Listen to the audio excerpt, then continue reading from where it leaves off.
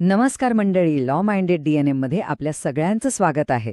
कधी विचार केलाय का की एकाच केसवर दोन वेगवेगळे न्यायालय वेगवेगळा निर्णय देऊ शकतात?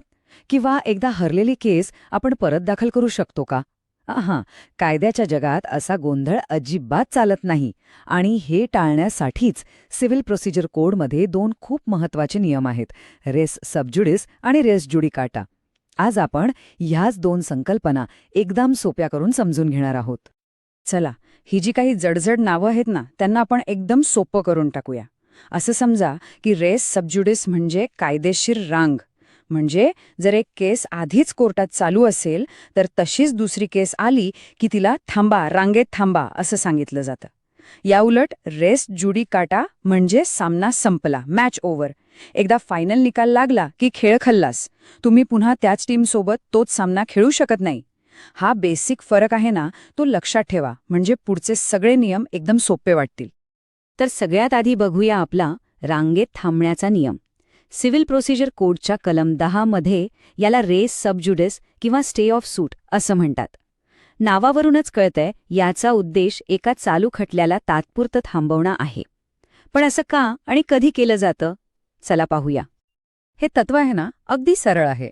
समजा अ आणि ब यांच्या जमिनीवरून पुणे कोर्टात एक केस चालू आहे.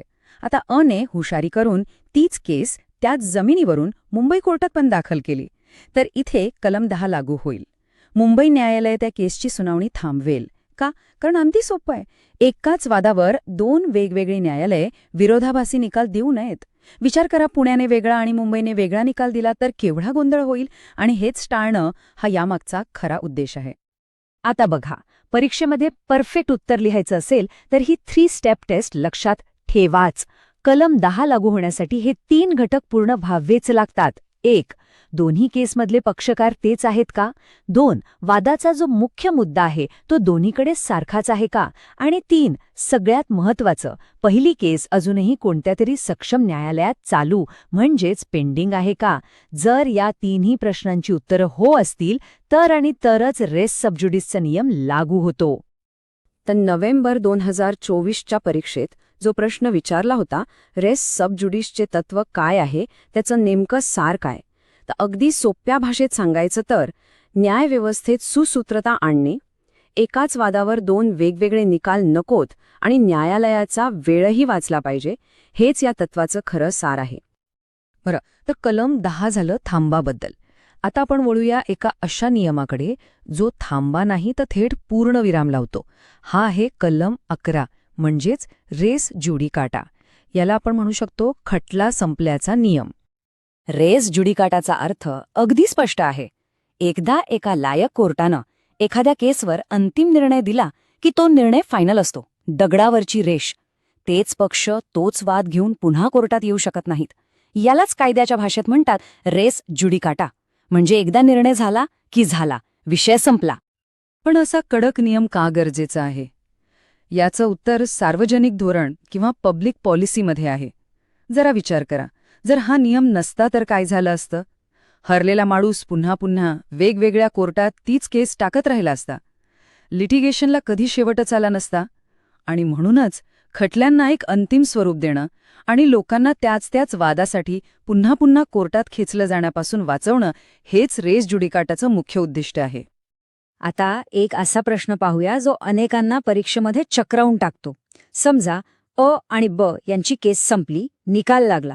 पण काही दिवसांनी ते दोघं मित्र बनले आणि त्यांनी ठरवलं की अरे, तो निकाल आपल्याला मान्य नाही, आपण पुन्हा कोर्टात लढूया. तर प्रश्न हा आहे की ते असं करू शकतात का? ते आपसात ठरवून रेस ज्युडिकाटाचा नियम बाजूला सारू शकतात का? याचं उत्तर अगदी स्पष्ट आणि ठाम आहे. अजिबात नाही. रेस ज्युडिकाटा माफ केला जाऊ शकत नाही. कारण हा नियम पक्षांच्या सोयीसाठी बनवलेला नाहीये. तो बनवलाय पूर्ण न्यायव्यवस्थेच्या अखंडतेसाठी. हा सार्वजनिक धोरणाचा एक महत्त्वाचा आणि बंधनकारक नियम आहे, ज्याला पक्षकार आपसात ठरवून मोडू शकत नाहीत.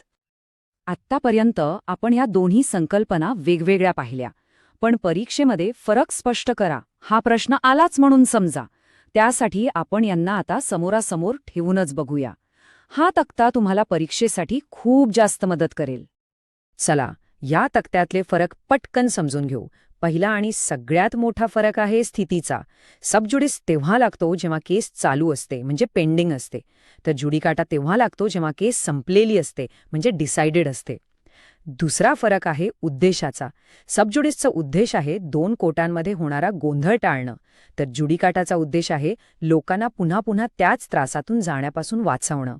आणि शेवटचा, पण परीक्षेसाठी अत्यंत महत्त्वाचा फरक, सबज्युडिसमध्ये दुसरी केस फक्त थांबवली जाते, म्हणजे स्टेड होते, पण जुडिकाटामध्ये दुसरी केस थेट फेटाळली जाते, म्हणजे बार्ड किंवा डिसमिस केली जाते, कायमची बंद होते. ओके, तर आता आपण जवळजवळ सगळं कव्हर केलं आहे. पण थांबा, एक बोनस टिप आहे जी तुमचं उत्तर इतरांपेक्षा भारी बनवेल, आणि ती म्हणजे केस लॉ. परीक्षेत नुसतं नियम लिहून भागत नाहीत. एखादा केस लॉ टाकला की उत्तराला वजन येतं.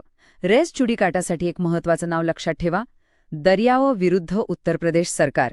या ऐतिहासिक केसमध्ये सुप्रीम कोर्टाने स्पष्ट केलं होतं की रेस जुडिकाटाचं तत्व फक्त साध्या कोर्ट केसेसनच नाही, तर रिट याचिकांना सुद्धा लागू होतं. तुमच्या उत्तरात हा एक जरी मुद्दा लिहिला ना, तरी खूप चांगला प्रभाव पडेल. तर मित्रांनो, आज आपण पाहिलं की रेस सबज्युडिस म्हणजे थांबा आणि रेस जुडिकाटा म्हणजे पूर्णविराम.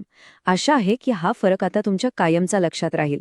कायद्याच्या अशाच अवघड वाटणाऱ्या संकल्पना सोप्या करून समजून घेण्यासाठी लॉ माइंडेड DNM ला नक्की सबस्क्राईब करा.